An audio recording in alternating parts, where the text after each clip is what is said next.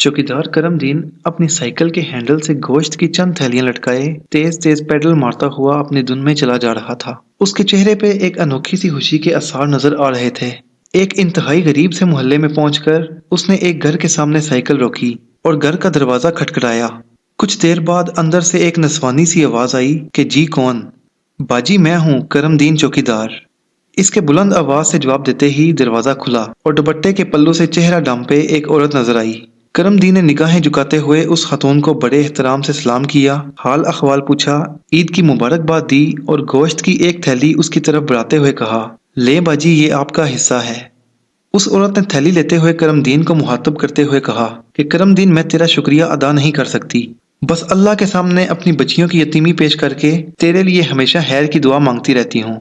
ये सुनकर करमदीन की आंखें भी डुबडुबा गईं। उसने जल्दी से चेहरा दूसरी तरफ करते हुए कहा कि बहन देख, तुझे मैंने कितनी बार कहा है कि ऐसी बातें ना किया कर। मुझे अच्छा नहीं लगता, तू मेरी बहनों की तरह है और तेरी बेटियां मुझे अपनी बेटियों की तरह ही अजीज हैं। अच्छा मैं अब चलता हूँ, मुझे और घरों में भी इनका हिस्सा पहुंचाना है। ये कहकर वो उस खातून का जवाब सुने बगैर साइकिल पे बैठा और जल्दी से आगे बढ़ गया। ये हाकिम अली माली का घर था और ये खातून हाकिम अली की बेवा थी। करमदीन चौकीदार और हाकिम अली माली एक बहुत बड़े सेठ के बंगले पे काम करते थे। दोनों में अगरचे कुछ खास ताल्लुक नहीं था, बस अच्छी सलाम दुआ थी और रोज आते जाते एक दूसरे का हाल अहवाल पूछ लेते थे। दोनों में गरीबी के अलावा एक बात यह भी मुश्तरक थी कि दोनों की चार चार बेटियां ही थीं, बेटा कोई नहीं था। एक दिन ऐसा हुआ कि हाकिम अली काम पे ना आया। यूं तो वो पहले भी कई बार छुट्टी कर लिया करता था, मगर आज शायद सेठ साहब के कुछ मेहमान आने थे, इसलिए उन्होंने करमदीन को उसका पता करने के लिए उसके घर भेज दिया। करमदीन वहां पहुंचा तो देखा कि उसके घर तो गोया क़यामत सुगरा बरपा थी। हाकिम अली की बीवी और बेटियां दाड़े मार मार कर रो रही थीं। हाकिम अली रात सोया तो सुबह उठा ही नहीं। वो अपनी बीवी और बेटियों को इस दुनिया के रहमो करम पर छोड़कर हमेशा के लिए सो चुका था। करमदीन बेचारा खुद भी बहुत गरीब था और बाल बच्चेदार भी, मगर उस दिन से हर छोटी बड़ी ईद पे जितना हो सकता था उनके लिए कोई ना कोई चीज और गोश्त पहुंचा दिया करता था। करमदीन जब पहली बार उनके यहाँ गोश्त लेकर गया तो हाकिम अली की बीवी ने रोते हुए कहा कि करमदीन अल्लाह तेरा भला करे, आज मेरे बच्चे 1.5-2 साल बाद पहली बार गोश्त खाएंगे। बस ये जुमला सुनना था कि उसके दिल पे हंजर से चलकर रह गए। बस वो दिन था और आज का दिन था कि वो उनके साथ साथ ऐसे 4-5 और घरों की भी वक्तन फवक्तन मदद करता रहता था। बाकी घरों में भी गोश्त की थैलियां पहुंचाकर वो वापस पलटा तो काफी देर हो चुकी थी। उसने साइकिल मोड़ी और अपने घर की राह पकड़ ली। जैसे जैसे उसका घर नजदीक आ रहा था उसके चेहरे पे परेशानी के तासरात बढ़ते जा रहे थे। रस्ते में एक जगह एक नलके पे रुक कर उसने साइकिल साफ करने वाला कपड़ा भिगोकर उससे हैंडल पे लगे गोश्त और खून के निशानात को साफ किया। वो शायद ये निशानात अपने घर वालों से छुपाना चाहता था और फिर वो दोबारा अपने घर की तरफ चल पड़ा। ये उसका हर साल का मामूल था कि वो सुबह सवेरे अपने पुराने धुले हुए कपड़े पहनकर ईद की नमाज पढ़ने अपनी कच्ची बस्ती से बहुत दूर शहर के सबसे बड़े मोहल्ले में जाता और ईद की नमाज के बाद लोगों के घरों से गोश्त जमा करना शुरू कर देता। गो के वो जाती तौर पर बहुत खुददार इंसान था, किसी के सामने हाथ फैलाना उसके लिए मर जाने के बराबर था, मगर हाकिम अली की बेवा और यतीम बच्चियों की खातिर वो ये काम भी कर गुजरता।